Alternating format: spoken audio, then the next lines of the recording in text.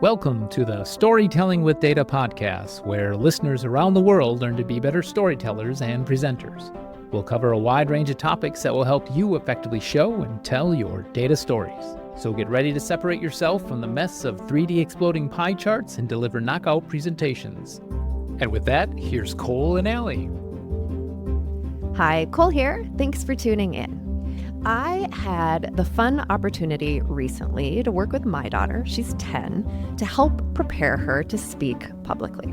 Now, she's in the 4th grade, and at her school, 4th graders undertake a big research project that basically spans the entire school year. They spend time in the fall identifying possible research topics. Then once they pick their topic, they conduct research over the course of the year, working together with a mentor. And all of this culminates in a 5-minute TED Talk-like presentation. They get dressed up, it's in the evening, and parents and the community are invited to join and watch and ask questions. As a side note, I have 3 kids, and she is my youngest going through this project. And I find it completely fascinating how their personalities come through, even just in their topic choices. When my oldest was in 4th grade, his topic was Harry Houdini. My middle son studied Greek epic poetry. And my daughter's topic this year, Australian Shepherds, as in the dog breed.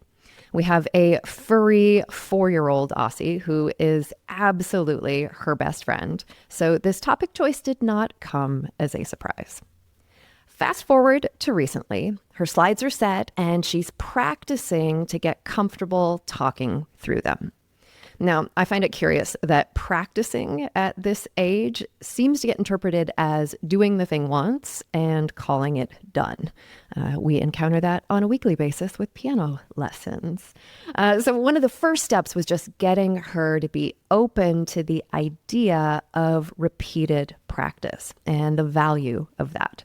And I did that by sharing some of the ways that I practice when I have an important presentation. Walking around the neighborhood, talking aloud as I recall my slides from memory, thinking through what I might say or how I'll frame things as I brush my teeth or while I'm in the shower. She thought that was pretty funny, and it also drove the point home. Beyond rehearsing multiple times, there was also the challenge of just getting her in the mindset to be open to feedback. She definitely wanted to do well, but started out interpreting my points of input as criticisms. And so it took some back and forth just to get her to fully trust that it really wasn't a critique, meaning the feedback wasn't about her as a person. The focus of it was the delivery. And by listening to others' experiences of her delivery, she could refine things in a way that would help her feel prepared and confident, in addition to getting her information across clearly. And again, here it seemed to work by sharing my experience and how I get feedback from others and how we do it at work when we do practice run-throughs and present in front of each other or record ourselves. We'll talk more about that in a bit. But I noticed her attitude really changed when I flipped things around. Coincidentally, I was also preparing for a panel discussion that would take place on the same day as her presentation. So I practiced some of that with her and got her feedback. And through this, I was able to model how to receive feedback, thanking her and then putting into practice what she shared in my next run-through. Now, unfortunately, I missed her final presentation because I had to travel for that panel that I mentioned. But afterwards, we each watched each other's recordings, and I'm happy to report that we both did a great job.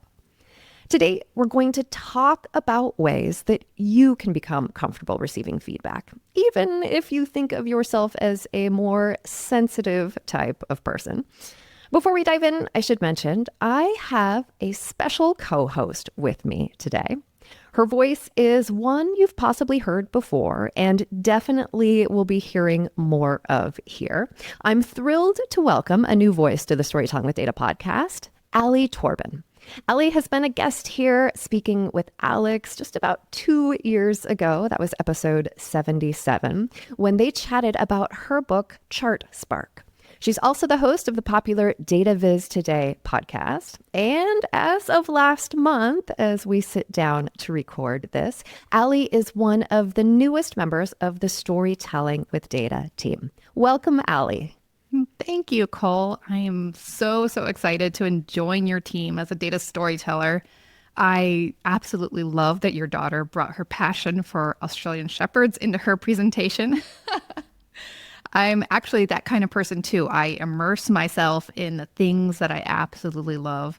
And right now, that thing is pickleball. I am playing in every tournament that I have time for. I study all the techniques and strategies. And I also like to bring that same energy into my data viz and data storytelling work too. So a little bit about me. I originally studied math and I worked as an analyst for government clients. But I found what really fascinated me was how charts can really make information more engaging and clear. But at the time that I found data viz, there was this giant gap between me admiring great work and actually knowing how to create it. So that is why I started my podcast, so I could talk to and learn from industry experts just directly. And I kept practicing, and over time, that led me to a role as a data viz designer and eventually writing my book, Chart Spark.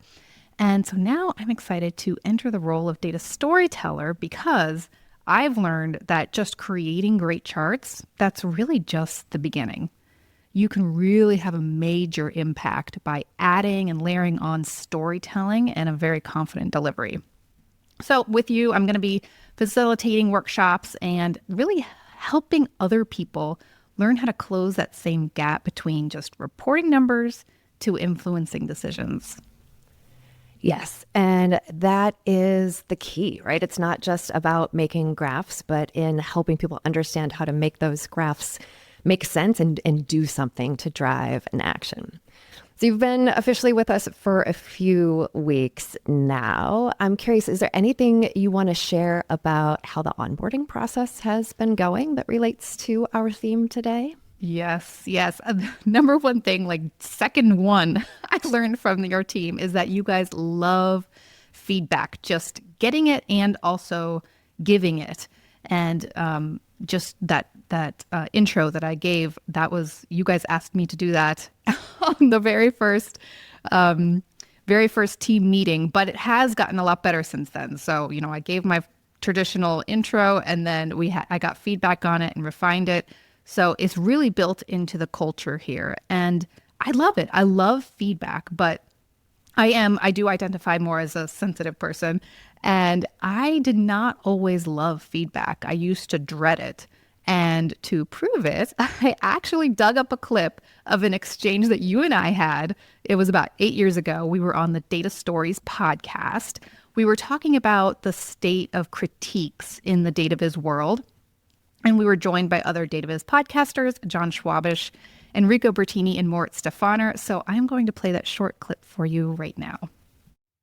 I am trying to get better at that, at receiving critiques, but I do feel like some people are more sensitive than others.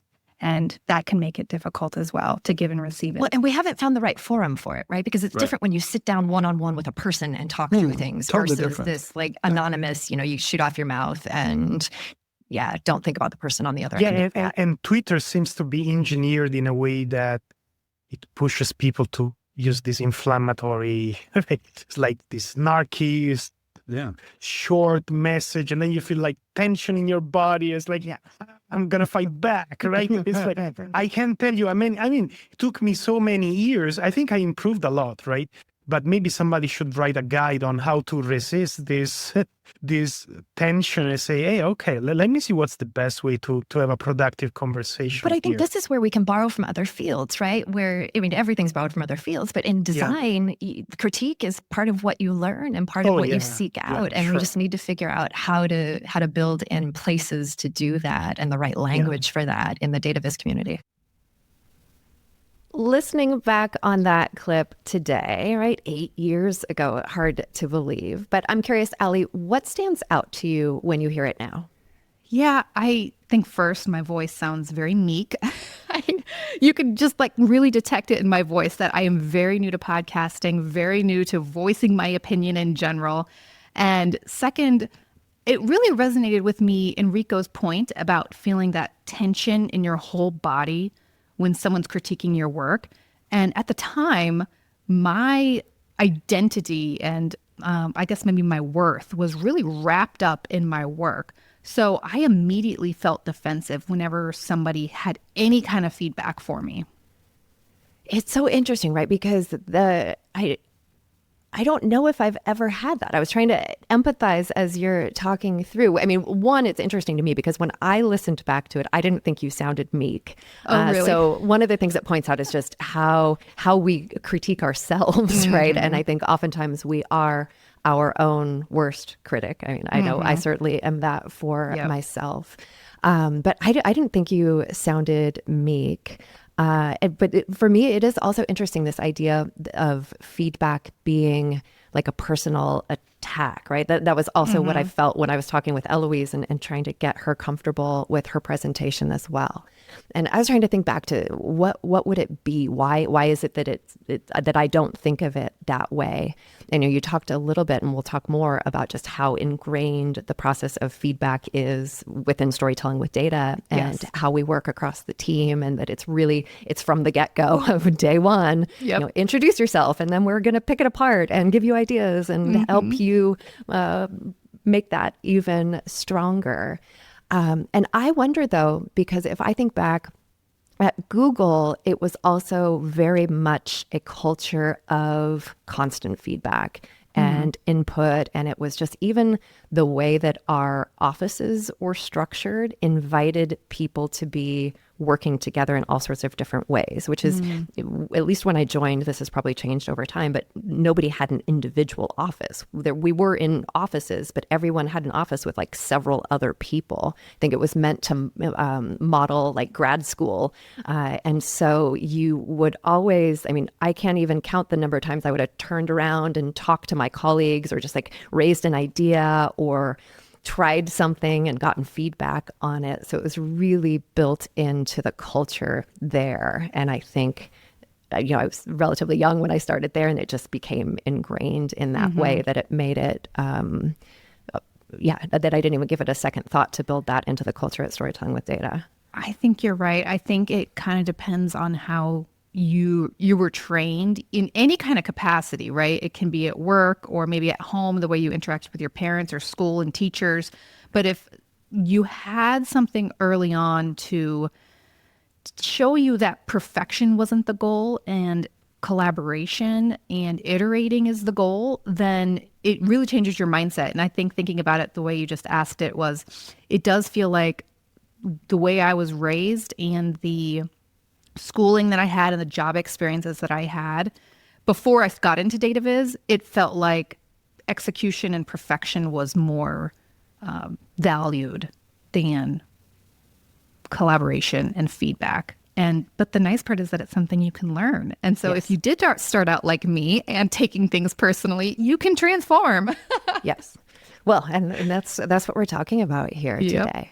And it's funny. So you talk about, hearing back that clip that you felt to yourself that you sounded meek. I think it is always painful to listen to a recording of yourself. We sound different than we do, because think of where your voice is coming from. When you are speaking, you're hearing your voice kind of sort of in your head and reverberating out, which it's just a totally different experience of your voice when you're hearing a recording being played back at you. So I've always been a fan whenever, if you are recording yourself and playing back for the purpose of refining, that you need a couple listens through. That first one can just be to kind of get over the fact that you sound totally different in a recording than you do to yourself when you're speaking. And then once you've gotten over that, then the second or third listen through, then maybe you can focus more on, okay, now that I am past listening to how I sound, how do I actually come across, and how could I refine that? Because listening to yourself really is an invaluable mirror when you think about it the right way to really highlight where you might have opportunities to refine. Mm-hmm. Yeah, that exercise is actually in your book, Storytelling with You. And I remember reading it back when the book first came out, and I tried it, the recording yourself and watching it 3 times. And it did reveal to me a lot of things that I was doing that I didn't realize I was doing. Like, do you remember any specifically? Yeah, I do. When I am serious about something or like passionate and want to make that point, like I furrow my brow. And when I was rewatching it without the sound, I was like, why do I look so angry at this particular point? Interesting. Like I was just like being serious, and I haven't completely stopped doing that because, I think it's normal for people to have facial expressions. I don't want to look like I'm frozen, but I do know that if I have been doing it, I notice if I've been doing it for a while, I'm like, oh, I gotta stop. I may be passionate about this entire thing, but like I have to stop looking angry for a second. Well, and I know I mentioned that I was having a hard time empathizing with the idea that feedback is a personal attack, but I know that that is a common experience. And I have to imagine it's especially common when people care deeply about their work, because then your identity can get tangled up with what you're producing, and that feedback can maybe feel less helpful and more threatening. But part of growing, and I think a great way to reframe that, if for anybody who's receiving input or feedback and feeling threatened, is to think about how you can separate yourself from the work so that feedback really comes across as a tool that you can use to understand and refine and improve rather than something that's defining you. Mm-hmm. Yeah, I think that having some sort of mindset shift first is important. And it's really the first step, and it helps you start building that muscle for critique and building it into your process so your growth can really take off. And how do you think you make that mindset shift, right? When you think back to yourself, how did you have that take place? Yeah, I think one part is ego. You have to start realizing that the defensiveness is partly ego. So just start thinking about that, and then that will help. But then also in the realm of creativity that I wrote my book Chart Spark on, I did a lot of research on it, and the idea of suspending judgment on your ideas long enough to let your creativity bloom, that is something that we can bring into receiving feedback too. You don't have to immediately critique the feedback. Like, that's not what I meant. Let me jump in, be defensive. Well, and that really is the natural response oftentimes. And I do that too, where my first response when somebody gives input is for me to tell them why I did it that way, or like justify the approach in some manner, which when you think about it, like undercuts that's probably the fastest way to shut down a conversation that could otherwise be really productive. So I love this idea of just pausing and letting it sit.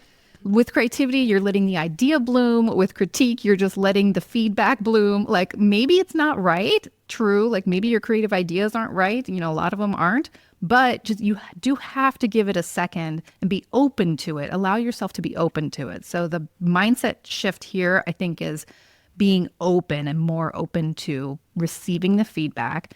And there was this improv game, as I was researching the book, I came across, called Bad Gifts, where you go back and forth with someone and you pretend to give them a bad gift, and they have to think of why this is a great gift. Kind of like, so here's a wet sock. And then you would say, oh, thanks. I need to cool down after my workout. So I thought it'd be fun if we tried a couple. Do you want to try to give a couple bad gifts? I do. Let's talk first, though, about how does this help us with critique, or how does it help us be open? Yeah, I think that having the mindset of, in improv, they talk about yes and. Like, someone gives you an idea and you say yes and you build on it.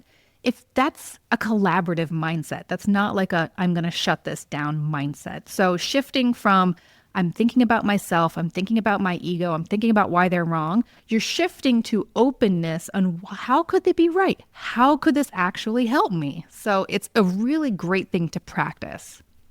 All right, let's give it a try. Okay. What are You want to give go me? first? Okay, I am going to give you a single oven mitt.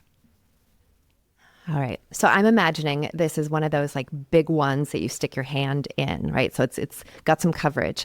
So for me, spring has finally sprung in Milwaukee, Wisconsin. Flowers are starting to bloom after a very long winter, which means it's almost time to plant my garden. And I have raised beds, but outside of the raised beds, it's like a gravel path. And so if I'm bent over for a long time, I want something to put under my knee when I'm kneeling down. And that is what I will use the oven mitt for. Whoa, that's a good repurpose. Yeah, that'll be nice, right? Perfect Make it for a the little more knees. comfortable. Yeah. All right. Well, let's see what you do with my gift. I'm going Okay. to give you an empty tube of chapstick. Ooh, I hope it's not sticky in there. Let's assume it's not sticky. Okay. Okay, I know this sounds weird, but my daughter, who's also 10 in fourth grade, her and her friend have this funny little thing where at the beginning of the morning, they will find like a thread on their clothes and they'll ball up the little piece of thread and they call it their dreams. And they try to keep the dream all day, like not lose the piece of thread. So I was thinking like a little tube would be perfect. You could stuff their little Got your dreams in there holder. and she Yeah. could save it. Oh my goodness. I love that. Maybe it I went should actually from- give her a Yeah. gift like that. She might actually like that. Yeah, that's a good one. Oh my goodness. Okay, so yes, that is fun. I'm smiling. And I do think it's a great example of what we're talking about, which is you take something where your first instinct is to like push it away, reject it, say, no, I don't want that. But instead, you are training your mind to look for value in it. And if we think about it, practicing that kind of openness, even in low stakes, maybe silly ways like this, it actually does make it easier to access that feeling than when you need it in the real world. And I am curious whether we could use something like that to, over time, start seeing critique as less something we need to defend ourselves against and more with curiosity or something to explore. And in the same way we did with these bad gifts of, look for where there could be value in it, even if it's Right. not immediately obvious. Right. And You don't maybe have to take it in its immediate form, right? Like you could take parts of it that maybe you use the oven mitt for your knees and then realize this actually doesn't work that well. I'm actually going to throw this away or donate it or something. Just take what you can. I wonder, another thought just on that mindset shift, right? Because you talked about pausing when somebody else gives you feedback.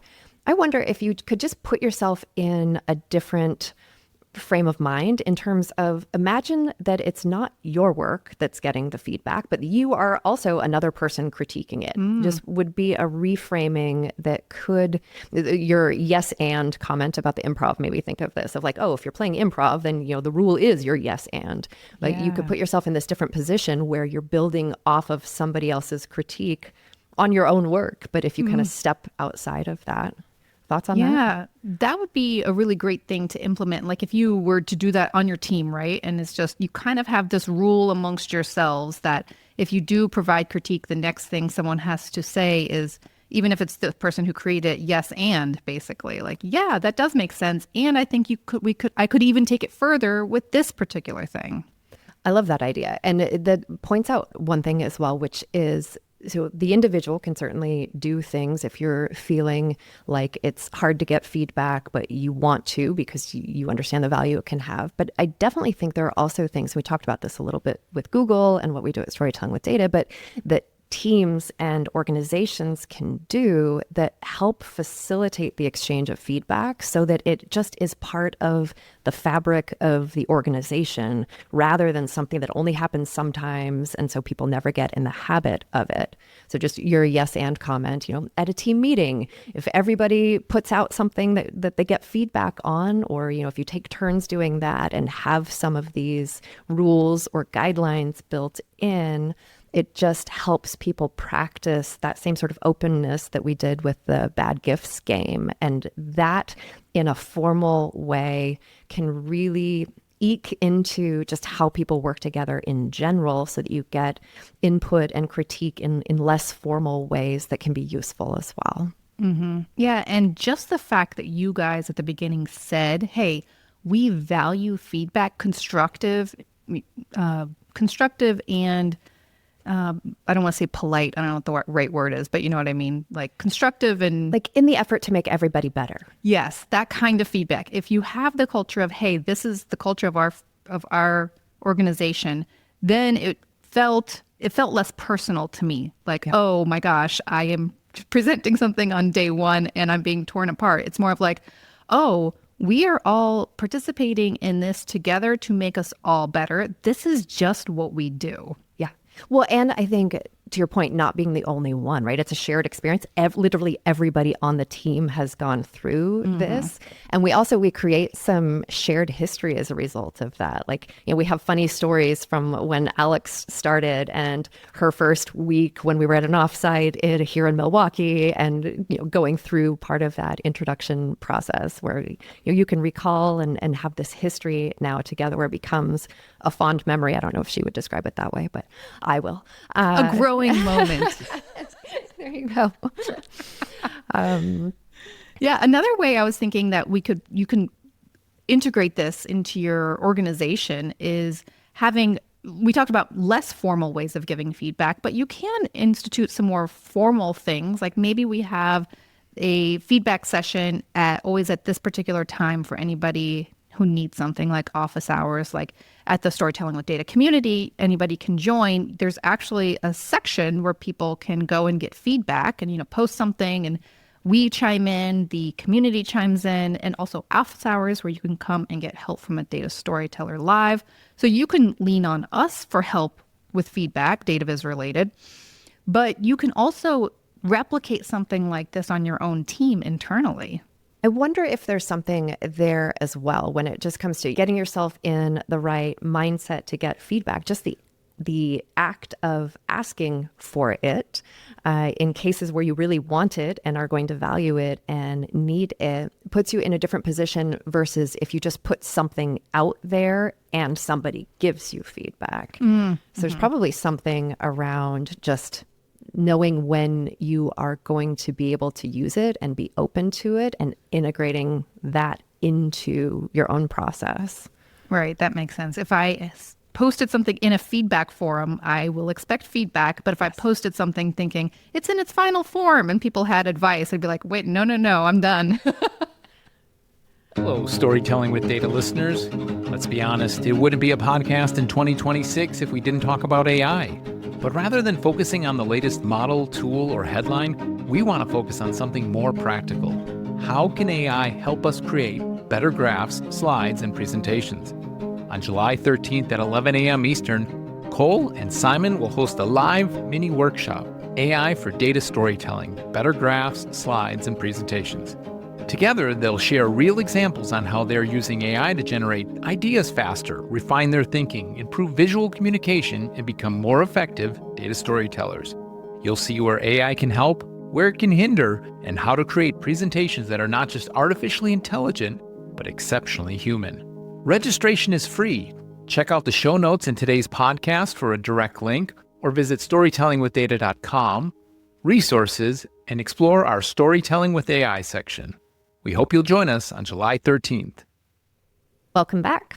Before the break, we discussed really shifting your mindset when it comes to receiving feedback. Alli and I gave each other some bad gifts to open our minds to feedback. And we talked a bit about building critique and feedback loops into the fabric of an organization or a team. Yeah, and I really think it's helpful to think about your own mindset, but we started touching on this about how you want to set yourself up for success when you're getting feedback. So we talked a little bit about maybe posting in the right forum, but is there anything else you think you can do to help set yourself up for success?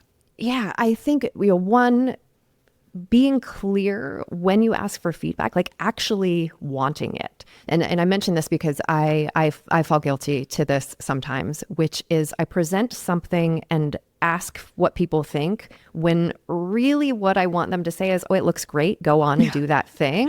Applause. So that's not the right time to ask for feedback. Like, you shouldn't frame that as a feedback request, right? That should be more like, here's what I've done. I'm ready to go. Like, stop me only if you see some egregious error that can't move on.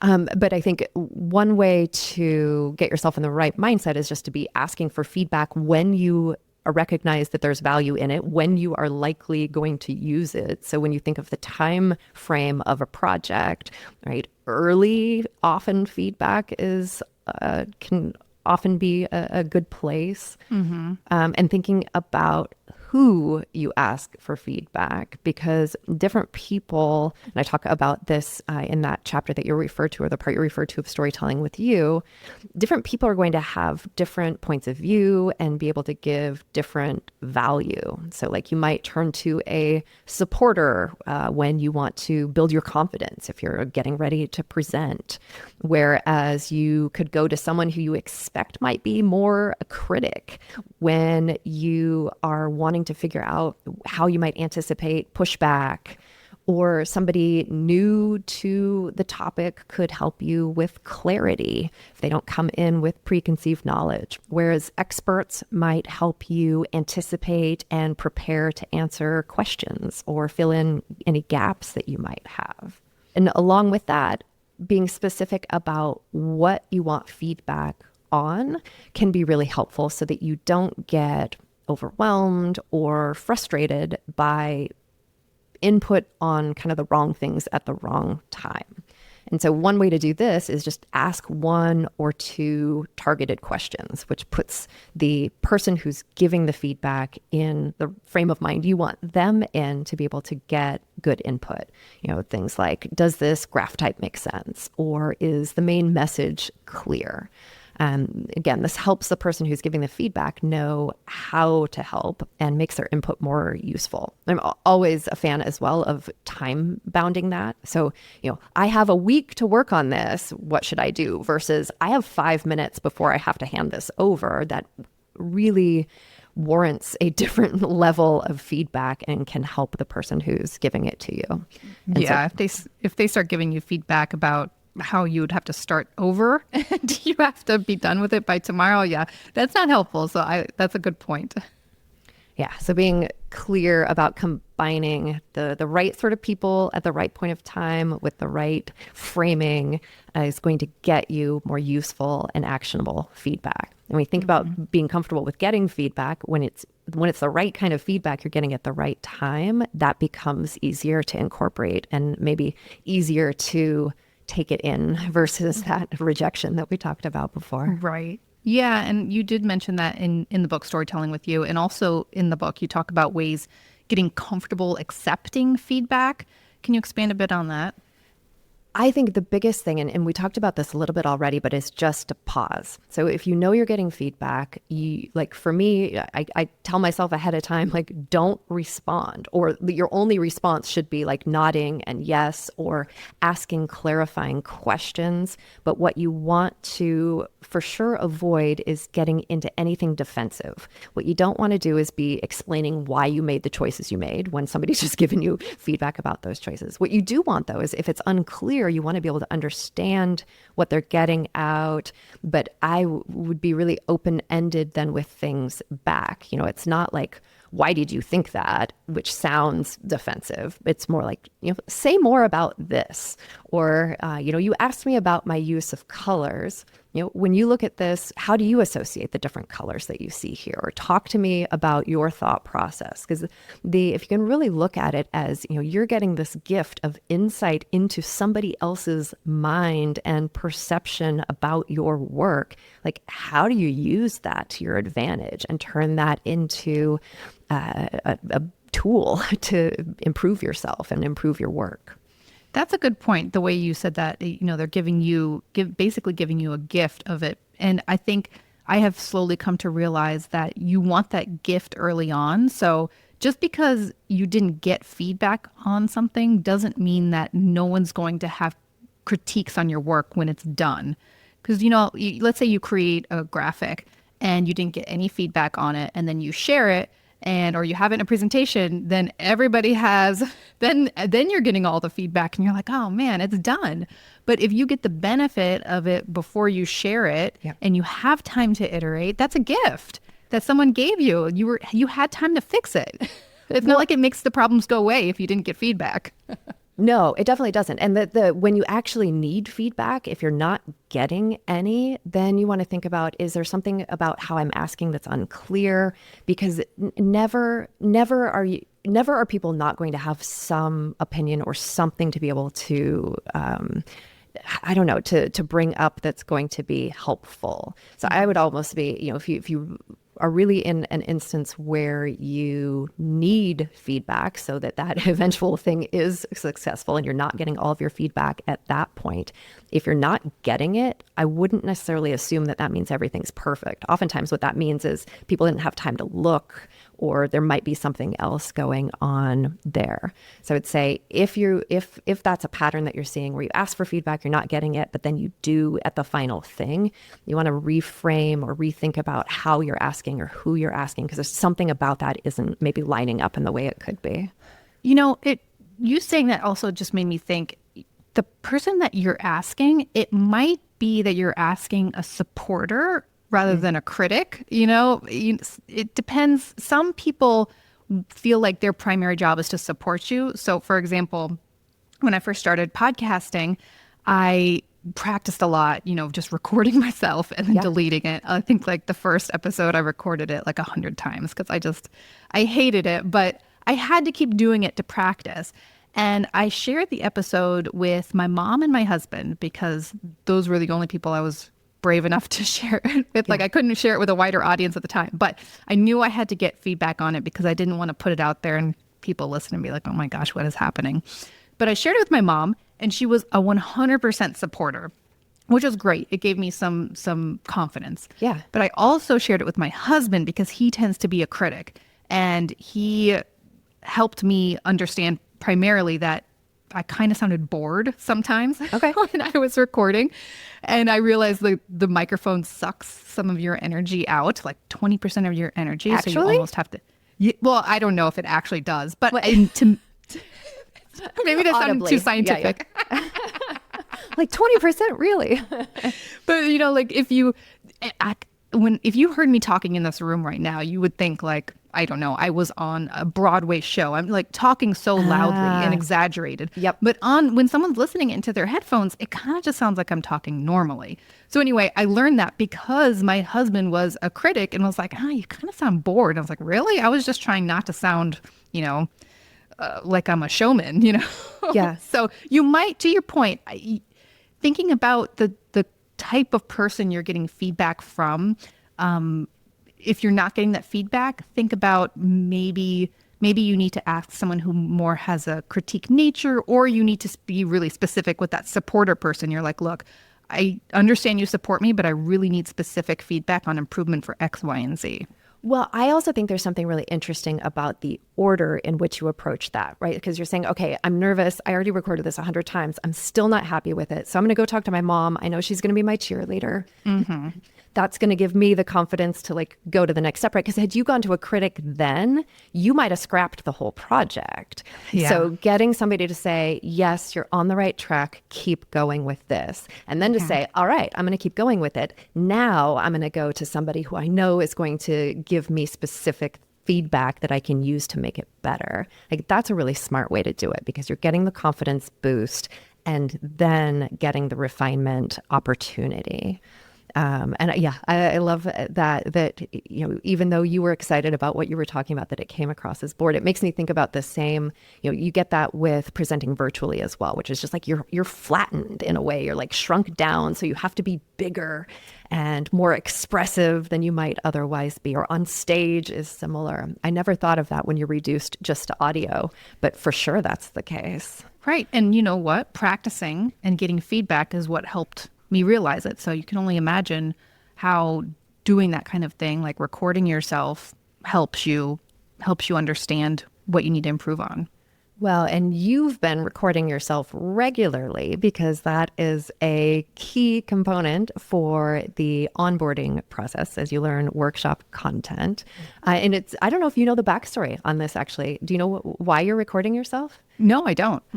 So when Alex and Mike joined the team, so they joined, we had an offsite in Milwaukee. We were all together in person. And then my family and I were spending that summer in Europe. So I was on a totally different time schedule. And so as they went through their onboarding every week, they were recording themselves and then sending it to me so that I could listen and watch and give feedback like on a different, in a different time zone. But then it ended up being so useful that we kept it as part of the process. So do you want to talk a little bit about what you've been doing and how that's been playing out? Yeah. So there's a few lessons, or 5 lessons in the main workshop that we have. And so each week I am learning the content and then recording myself and, like we were talking about, critiquing myself and thinking, oh man, that transition wasn't very good, or I kind of sped through this part. I need to pause a little bit more. So critiquing myself. Then I may have a appointment with a meeting with one of the other data storytellers like Amy or Simon. And then I give the lesson, the live presentation, and get feedback from them. And recording is really helpful because I obviously have recorded myself a lot. So I am not nervous recording myself, even though it is amazing just pressing that record button. And even though if you can delete it, there's something about hitting record where there's some pressure that comes with that. I don't know why. Yeah. It's so funny. Because it's getting recorded makes it feel like there's added pressure. I honestly don't know why that is, but just hitting record is such a great thing to do. Even if you're going to delete it immediately and not look at it, it's helpful. But I didn't think that it would be that hard, but what's surprising to me was that because this is new content for me, I mean, of course I know basic data viz content, but specifically teaching it the storytelling with data way, that since it's new content, I have to think about the content plus my delivery. And having to think about those two things at the same time is difficult. It's a lot. It is. And when you're looking at the content, I'm saying these things in my head, but when you say it out loud, there's a lot more things to think about and to juggle in my mind. And you actually talk about that in one of the podcast episodes earlier, episode 6, called Say It Out Loud. You talk about how actually saying it out loud and not in your head, it helps you figure out your pacing and your emphasis. And sometimes there's awkward phrasing that is fine in your head, but the words you speak, it just doesn't come out right. Gets jumbled. And you realize all that when you have recorded it. And I also realized that because I was juggling those things in my mind, I was taking these long pauses so I could get myself on track and remember what I was going to say. And I thought these pauses were just lasting for an eternity. But when I did listen back to it, it kind of sounded good. Oh, interesting. So this has always been so well, and I was going to say this has always been really interesting to me, but I used to totally never pause. I can think back to I was a nervous presenter at first, or like a nervous speaker for as long as I can remember, where I would just fill every bit of sound there, every bit of air with sound, which was, a lot of filler words and no pauses.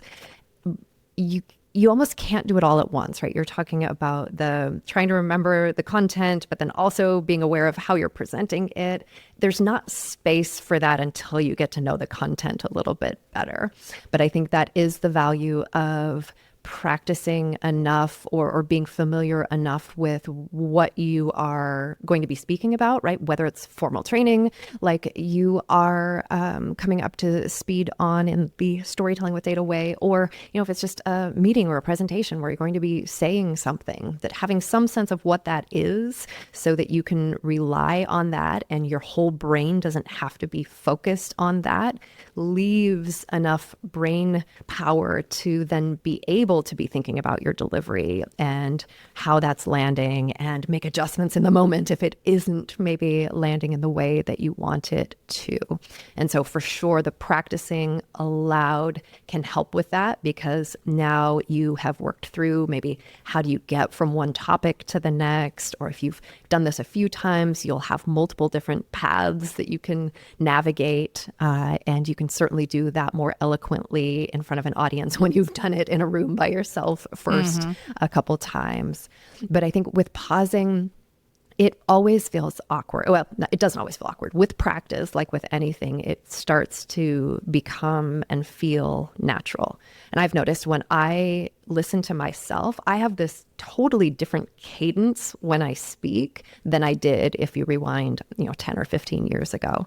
And it's because of getting comfortable with pausing and starting to have fun and play when speaking, whether it's on a podcast or on a stage or in front of people.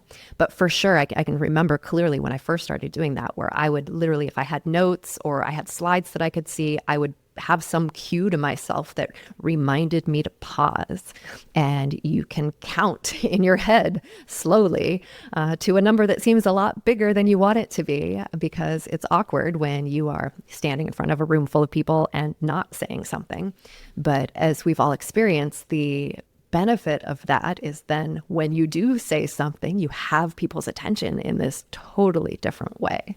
So pauses are useful for really punctuating everything else that we're doing. It also gives you a moment just to pause and think and be eloquent about what happens next. Because I feel like when people run into trouble is when our brains and our mouths are moving at different speeds and there's like no point for them to get aligned. And so pauses can allow for that.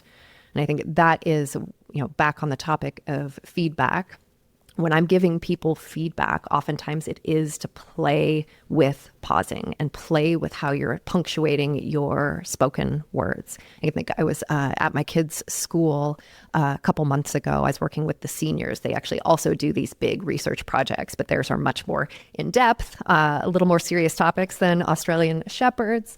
But we have a lot of fun because we workshop stuff right there in the session and get them comfortable playing. And so you have to kind of over exaggerate to both get comfortable, but then also have a sense of how much is enough, how much is too much. And then recording yourself, as you talked about, then you get to hear back and have a totally different perspective on whether it's working, right? You might find in some cases, I could actually be quiet for a little bit longer even, and that would work. And that just can help build your confidence when you are in front of people doing that. But I do think, as we're talking about feedback and getting open to feedback, like if you can be open to feedback from yourself and not be, your worst critic in the way that I characterized it earlier, but to be a sounding board for yourself, I think that is a really interesting way to get open to others providing their feedback as well. Yeah, I liked how you were talking about the idea of play, because recording and just watching it yourself, that does give you the opportunity to play. You even mentioned this on my podcast when I interviewed you a couple years ago about being a better presenter, even if you're an introvert. You talked about levers. Like, just think about, if my personality tends to be more bubbly and I'm presenting in a place where maybe that's not as appropriate, just pull the lever down a little bit or like turn the knob down a little bit. You can practice that in your videos when you're recording yourself. Turn the pausing up a little bit and see what it feels like if you have an uncomfortably long pause. See, you could have paused longer there too. I know I probably could have. I can't. I got to practice. So I'm curious because as part of your onboarding, so you're recording yourself. You talked about that. You're also giving presentations or like presenting lessons live. So I'm curious both, how do you time those? Which are you doing first, or have you kind of flip-flopped it around over the course of the different lessons? And are you getting different things out of the recordings versus the live feedback? How's it feeling? Yeah, the recording, I do that first, and a couple days later, then I will do the live one. And the recording, like I said, just kind of helps me get the content and my delivery, just the practicing that muscle of getting them in line. And presenting live is great because when I present to Amy or Simon, they are so nice. So I don't feel like there's pressure from them in terms of, they're going to tear me apart or something. But I do know they have very high expectations of what the workshop needs to feel like and what the main points I need to hit. And the first couple, I did feel extra pressure because I felt like it needed to all come out perfectly. Like I got to make this point. I got to make this point. So I felt the pressure that way in a good way. But it also helped me remind myself, even in the actual workshop, I don't have to be perfect. It sounds better even if you're not perfect, right? And it's okay if I go to the next slide and then I remember something I was supposed to say in the previous slide. I can recover. I have practiced, so I have faith. I do have confidence in myself. I have the faith that I will be able to recover. So don't hold so tightly that every single word needs to come out perfectly. That's exactly right. And you can imagine if you do hold tightly to that, then you sound robotic and you're maybe not able to be in the moment, which is not good. I think another thing when it comes to releasing that feeling that it has to be perfect is it's the imperfect moments that make us human and that, can be endearing in front of a group or, it allows you to be in the present in ways that are going to create a better experience, both for you as the one presenting and for the people there. Where, when you get to the next slide and you remember like, oh, I was going to say this thing on the last slide and I didn't say it. Now you get to decide, is it worth it? Should I pull that in? Or actually, maybe I'll let it go this time. I'll see if it comes up as a question. If so, then I can address it there. That it allows you to customize for the given audience and situation in ways that if you're really trying to be, quote unquote, perfect and stick to any sort of a script, which is not what we want, that you cut off all of those possibilities for the connection. Mm-hmm. Yeah, the connection. And another thing too is I think you can build trust with your audience too if they see that you are a real person. You're not just a recording that they press play on. Like she's a human. She's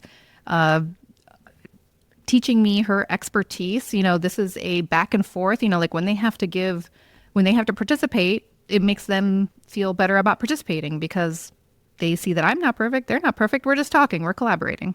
All right. So you said a word there that I'm going to glob onto, which was human. But I'm going to twist this around because we've talked about, critiquing yourself, getting input from others.